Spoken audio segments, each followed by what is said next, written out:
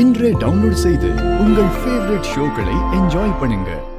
பல்லவி, இது உனக்கு. தேங்க்ஸ்மா. அத்தை, இது உங்களுக்கு. இது உனக்கு. தேங்க் யூ அத்தை. பாட்டி, இந்த வருஷம் நம்ம வீட்டு பொங்கல்ல ஒரு ஸ்பெஷல் இருக்கு. என்னன்னு சொல்லுங்க பாப்போம். ஸ்பெஷலா? என்னடா சொல்ல சொல்ற? ஆமா பாட்டி, வருஷா வருஷம் நம்ம வீட்ல ஒரு பொங்கல் தானே வைப்பாங்க. இந்த வருஷம் 2 பொங்கல் வைக்க போறாங்க. ஏன்னா நம்ம வீட்டுக்கு 2 அண்ணிங்க வந்திருக்காங்கல்ல.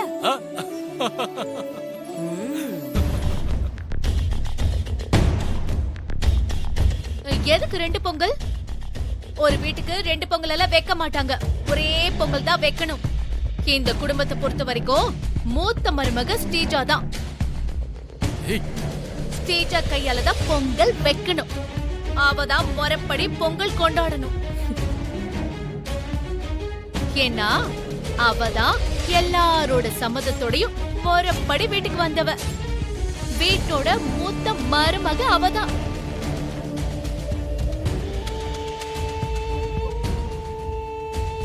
ஏ சிந்தாமணி, என்ன வர வர எல்லாத்துக்கும் இசை மேலேயே கோவப்படுற?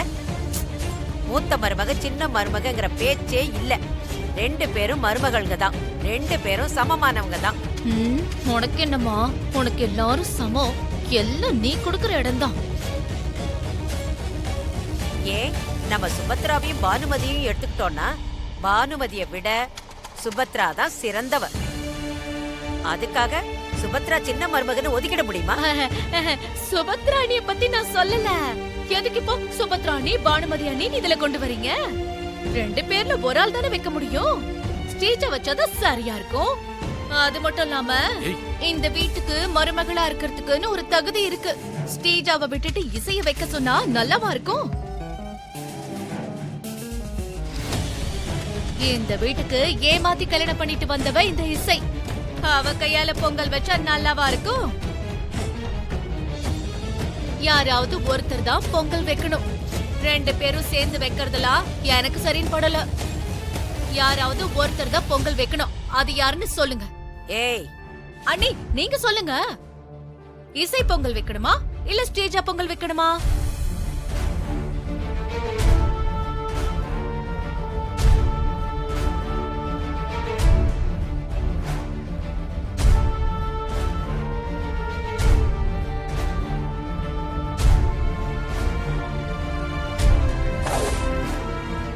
சொல்லுங்க அண்ணி. ஸ்ரீஜாவே இந்த வருஷம் பொங்கல் வைக்கட்டும்.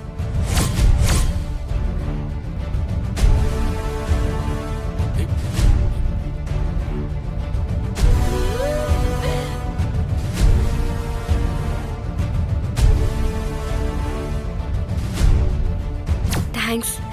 நானே பொங்கல் வைக்கிறத.